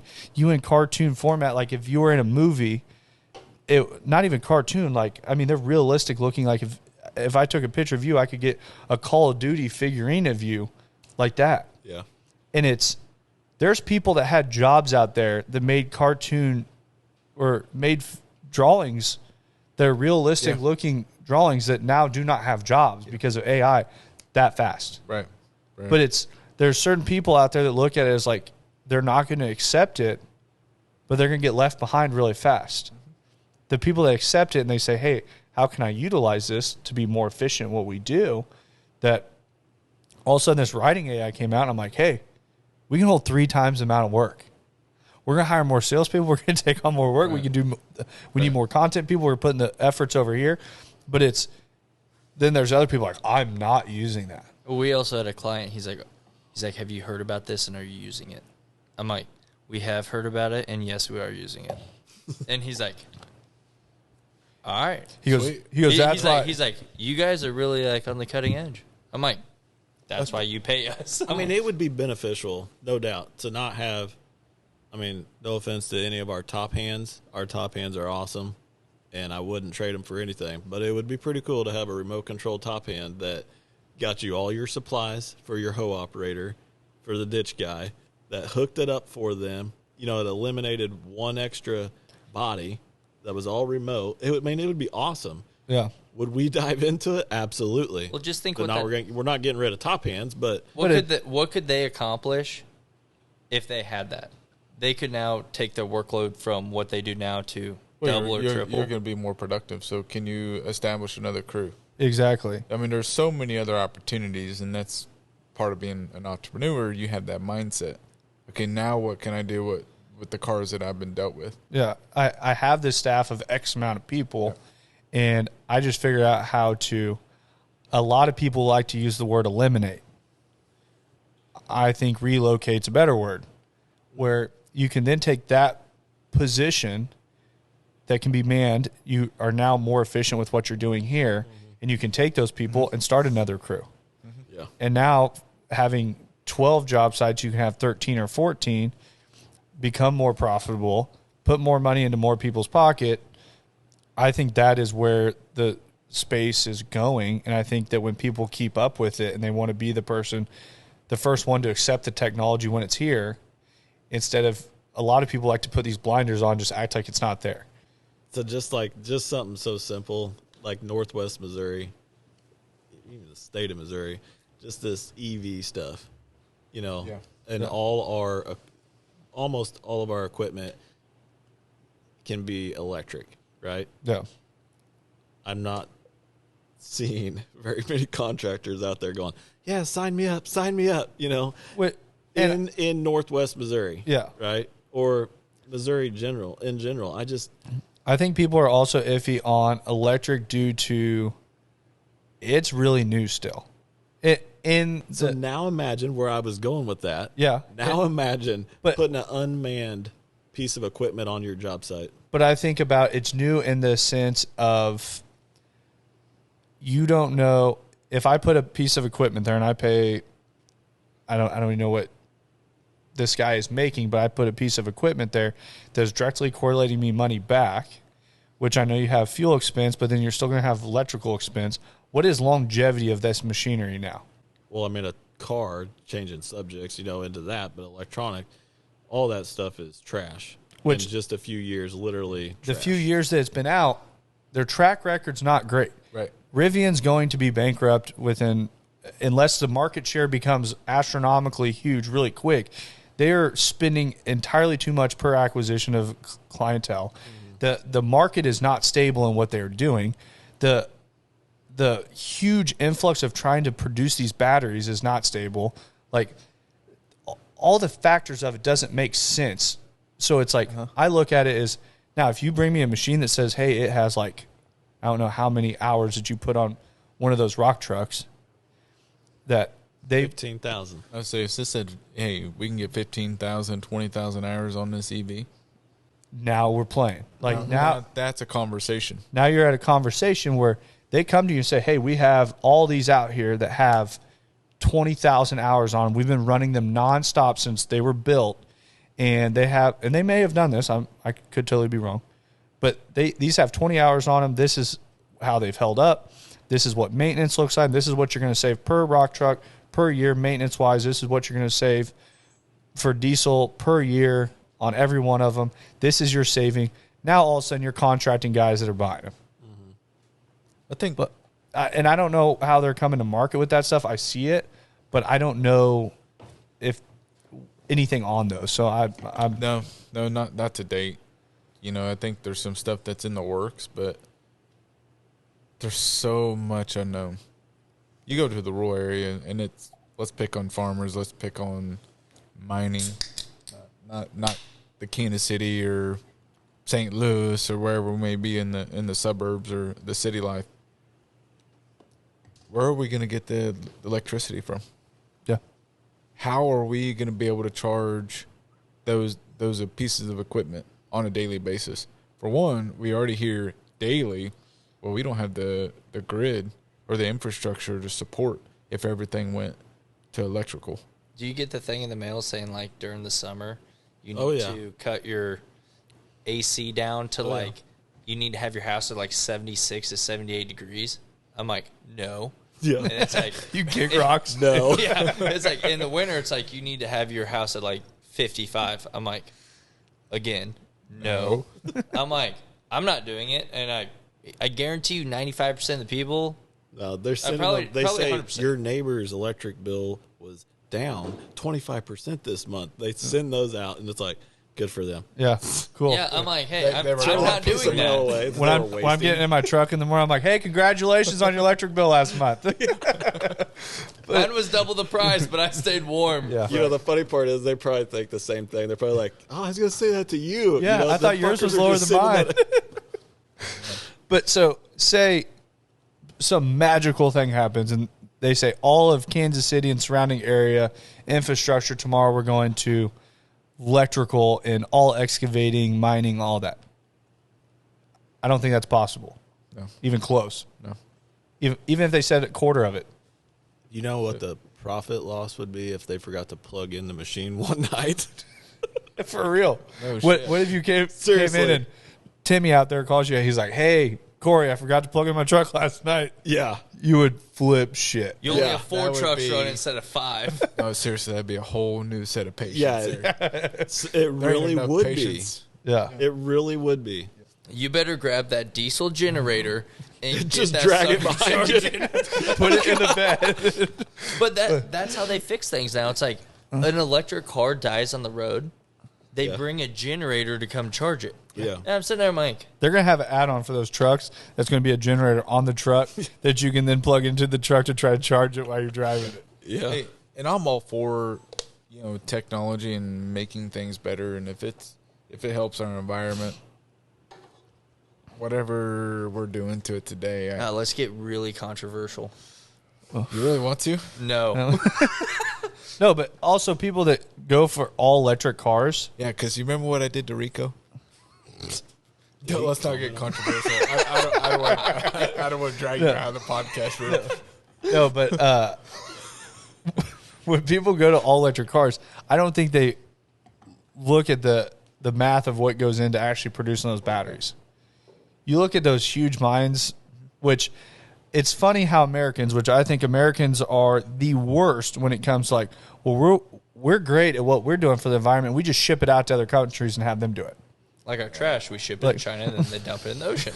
But we didn't dump it in the ocean. So it's not bad for the environment because we didn't do it. Right. And it's, I feel that America has become the most hypocritical spot on the planet.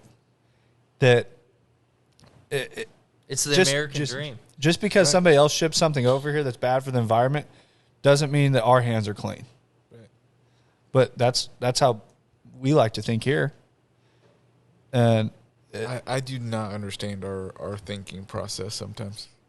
Sometimes that could be an entire separate podcast. That could be its whole. That could be its whole own podcast line, like its whole own show all the time. Why do we do this? That's called the news. They put it on every single day. Have you guys ever drank out of a paper straw? One time. One time. That they put in the plastic wrapper. Yeah, plastic wrapper, and then it sticks to your lips, and then you're like, and then after about 10 minutes, your think I was in straw is Mexico. soggy. Yeah, I think I was in Mexico. Actually, it happened here in Liberty. I drank out of one. I'm like, what the? yeah. And then didn't California? I think ban I think they plastic? banned them all. Is that still in effect? I mean, that'd be pretty cool if they just like when that border went up and they just kept going. Just Yeah, I know, right? took California with it. I Fenced should it. say- Not for the Fenced my it off. friends. If I have family members in California, I don't wish this upon you. But Hey, there's parts of California can that are California cool. just fall off this? For can it real. not- can it We not were be a state? fencing it off. Yeah. Dane and I were fencing it off. Yeah, you got rid of like. I mean, I'm fine with that You too. just Like, dropped it. yeah. There's just political reasons. That's why I asked for it to go off. But the funny thing is, anybody that has half a wits of a brain about them knows that their whole entire economic system does not work. No, it don't. We have That's why they're all two- moving here. There's 2 Californians that moved to our hometown, Savannah, Missouri, bought 2 badass farms. One of them in which I was like, oh, yeah, that would be, something that I'm interested in. The wife would love it, right? It'd be the cat's meow.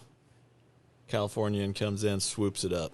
Like just, oh, yeah. I mean, that was like pocket change, right? 7-day close. Oh, yeah. Hands down. Yeah. Another farm across the road. He called a buddy. He was like, hey, man. Bro, shit's cheap here. Yes, swear to God. That's exactly what he had to say. Yeah. Swooped it up. And I'm like, you motherfuckers. My fiance has had multiple houses that she's closed here from people from California, and they'll be like looking at $700,000 like $1 million houses. Mm-hmm. And I remember like the first time our clients came in, I was with her, and we like go into this house and it's like $850,000, and they walk in, they're like, "Do houses like this price come with crown molding?" I was like, "That shit starts around like $300,000 here." I was like, and they're like, "What?" And like, "You're at like 1.52 million before you even see crown molding out there." Yeah. I'm like, "What?" Yeah. You know what pisses me off about them people? Oh, I bet this is going to be good. Well, they don't change their ways.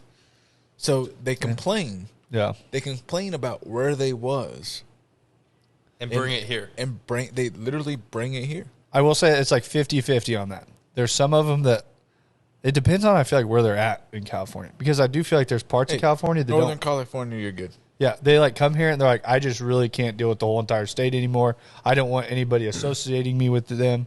And then you have some people that come here and then they think that their ways, maybe it was just broken over there. Maybe we should go do it over here. Then it's broken over here. It's like, no, their philosophies in New York of just giving everything away and just giving everyone anything that they want and just free everything. And there's no laws on stealing anything under $1,000. Yeah, that worked out awesome. So now everyone has to pay for their own security at businesses to where they don't get robbed. And it's just like there's homeless people everywhere, and the whole system is broken. And anybody that looks at that and thinks that's a system that works, They're broke. Hey, their head doesn't work right. Yeah, they were never right. you said 50-50. If it's 50-50, then why in the heck did that whole state vote blue? That's true. I mean, I'm saying 50-50 of people leave it. because then they bring that same damn blue color over to the Kansas City. That's because they all voted overnight when we were all sleeping. Is that what it was? Yeah. Yeah, like 3 o'clock. I've got a friend that moved. He's actually originally from St. Joe. American Heavy Moving. Brad Sutton. He's got his own business. Him and his brother and cousin, nephew is all involved in it. And it went to California. I think Chino is where they were based out of. And now it's expanded. I think he come back home. He's in Northwest Missouri now, but at Mound City. But he's got another location out on the East Coast. And a guy that travels all the time and sees everything, from California to the East Coast. And when he comes back to Missouri, it's home. Even though he was at St. Joe, it's just like, this just feels normal and feels right compared to everywhere else that he goes. It's just when you are close to somebody that tells you the stories and whatnot of the people, the cultures and everything that they go and encounter, and they feel pretty good when they come back home because everybody just has logic. It's the people that I think make it here. Like, that's what makes our area what it is. And I've traveled all over the world. I've went to Spain. I've went to Mexico. I've went to California. I've went all over the place. And the difference is I will go to a restaurant. Somebody will hold a door. That you go into a restaurant that has a 30-minute wait. They're not trying to bum rush the hostess to see who can get there first. Mm-hmm. When I was out in California, I was in like LA area. The whole time I was there, and these are things like I watch, and like my fiance just tells me I should just mind my own business and not pay attention to this stuff. But not a single human being there said thank you or held a door for me the whole entire time I was there. I've heard that more than once. There's people with no manners. I don't know how to say this and like not seem like a complete asshole, but they're just not good people. Like, I feel like no one cares for another human being there. Or they just weren't taught it. Yeah, or they weren't taught it or something, and it's like everyone... Lack of knowledge or lack of execution. There you go. Probably, exactly. But it's like, I feel here, we could go into this restaurant over here, I don't know you from Adam, we could be standing at the front waiting and end up becoming best friends and talking, and like, it's just the people everywhere. I feel like there's good people here, and it's people that grew up with manners, that grew up with morals and values, and like, I don't know, this is where I will always call this home. Oh, for sure. Like, and I feel too many people do not see that, like, and they think, well, maybe the weather's just a little bit better in California. But the people actually make a home a home. Oh, yeah. So I think that, I mean, that's anywhere in the world. That goes back to a company. The people make the company. Mm-hmm. That company feels home. Yeah. Yeah. And I think when people feel comfortable in a company, I feel anywhere, like, same thing with an actual family. Mm-hmm. Like, I have a house that I have. My dad sold a house that Dre and I grew up in. I still classify that as, like, that was home. Home. Oh, yeah. Definitely. Yeah. We don't own it anymore. Right. It's like, no, yeah. That's the terminology I use of that place. Right. That one day I'll have enough money, I'm going to walk, I'm going to write him a check, and I'll own that place again. So farms in agriculture, there may be 2 or 3 generations that call a farm, say, a Smith farm, and 4 or 5 generations, not the same family, maybe the Waltons, own it, and they've owned it for 2 or 3 generations, but never changed the name. They still call it the Smith farm. You know how many farms that I used to custom farm, fertilize, and spray chemicals on, that Joe Blow over here would call it some name, but it was from 15 years ago. That guy owned it, and that's what they called that farm.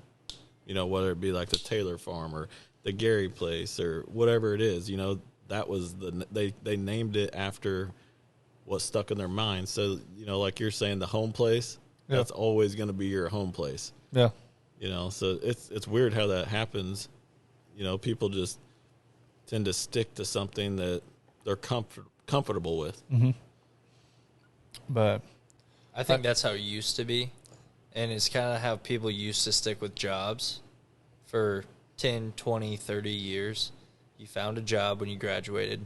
You stay with that job, but then your loyalty laid with that company. And now it's like everyone thinks the grass is always greener with another job. Mm-hmm. And they're like, no, you need to do this, you need to do this. And then now you have people, there was a statistic that came out within the first 5 years, people have like 8 to 10 jobs within 5 years of getting out of high school. I'm like, what?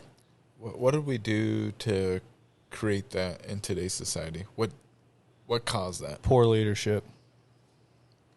I think the amount of actual... Hold on, though.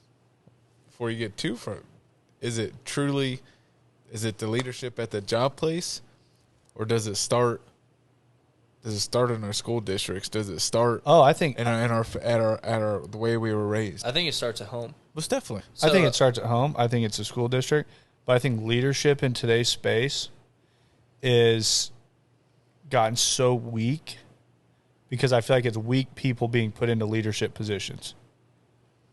That now because we're trying to fill positions. Just because, and now people in today's space, there's positions that are given out. Positions are given out now on too many different factors that are not actually skill driven. They just need bodies. No, but it's a lot of them. Not even. I feel as a true leadership position, people are looking for those all the time. Not in like they don't need bodies for it. You find a good leader and you take care of that person within a company, they'll always be there. But it also starts a really good leader in a company will lose respect of somebody they work for if they are not a good leader. And that respect is lost really quick, and that person will never respect them again. Mm-hmm. And I see it all over in bigger corporate-style companies that I think leadership is what people are going after in today's world, and they are hunting for someone to lead them. And when you find good, strong leaders in today's world, people will follow. Yeah, I mean, that's just the natural state of humans.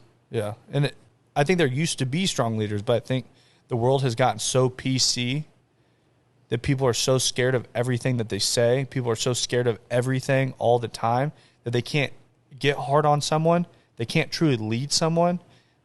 There's too many factors that are now in place that people are holding back from actually being that leader that they're supposed to be.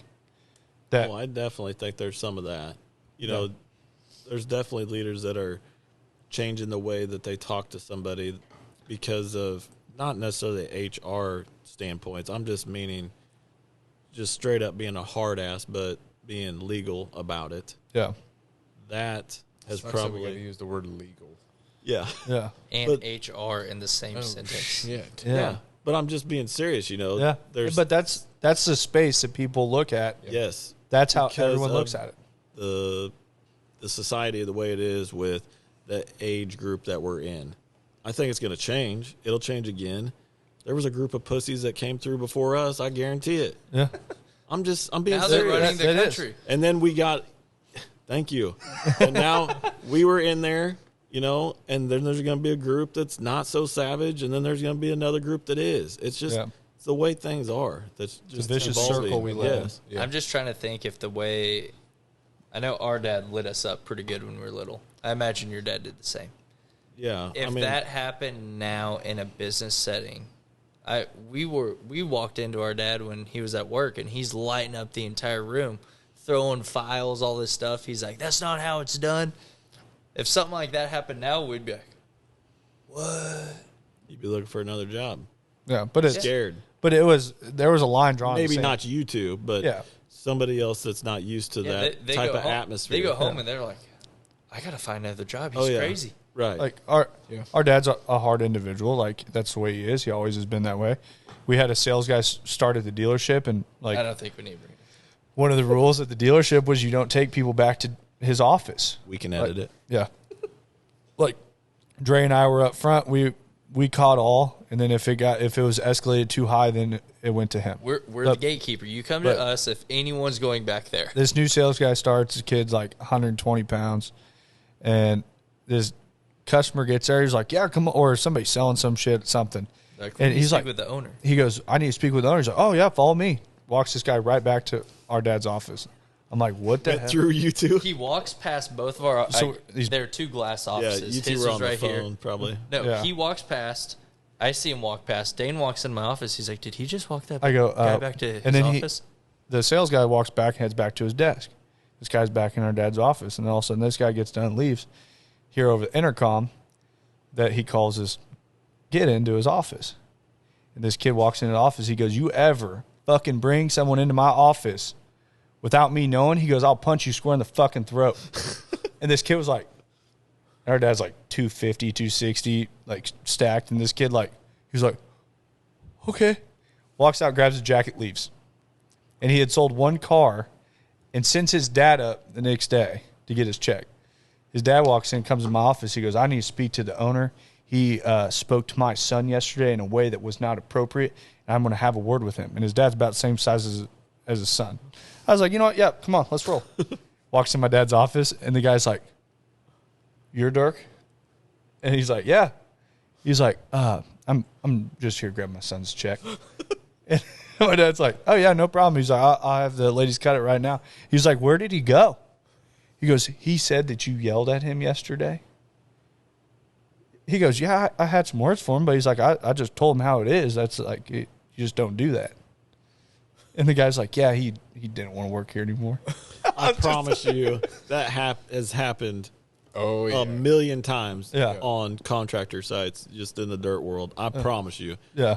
And I may have been in the same situation a time or two. And there may have been somebody walking down the road shortly after. But it's how thick is your skin. You can't get yelled at and quit. No. Right. Like what? I mean, there are so many times that my dad and I would be sitting in there screaming at each other, about to go to like fist. Same thing with him and I. It's like, but they're usually yelling at each other. I'm sitting there, I'm like, guys, stop. But they both go their separate ways. They both tell me their issues, and I'm like, you both are wrong. It just doesn't like. You have to be tough in the world to succeed, and you have to have thick skin. But I don't know. I think thick skin's the key word. I think we definitely go on this podcast. I'm thinking we're running on 2 hours. They quit writing our numbers up here. But Ricky did tell me that battery was about to die a while ago. But I think we're definitely have more podcasts. I think we go on for hours and hours just onto our next topic. Yeah. But I saw Ryan check his phone over there. No, I'm good. I don't have a school program. I had wrestling tonight, but the other coaches got it. But we'll wrap this one up. Thank you guys again for being on. We will link everything below for all of CP. Hopefully this one blows up like the last one. I think there's a lot of people out there that want to see this. Yeah, sure. Any final thoughts? Hey, speechless. You can't have $1 million dream with a minimum wage work ethic. Hell yeah, I love it. Yeah, we're gonna put that actually on that. I think that should be a 3-second short right there. That's it. You didn't steal that from anybody, did you? Hell no. That's all. You don't pull $1 million dream with a minimum wage work ethic. Yeah, that's all right. Yeah. That's your one key takeaway is don't have $1 million dream with a minimum wage work ethic. So that is the M3 podcast, and I'm going to key Ricky. Thanks for listening to the M3 podcast. Be sure to subscribe so you don't miss the next episode. Want to learn more? Check us out on Instagram at Moss Marketing Group, on Facebook at Moss Marketing 58, or on our website at mossmarketinggroup.com.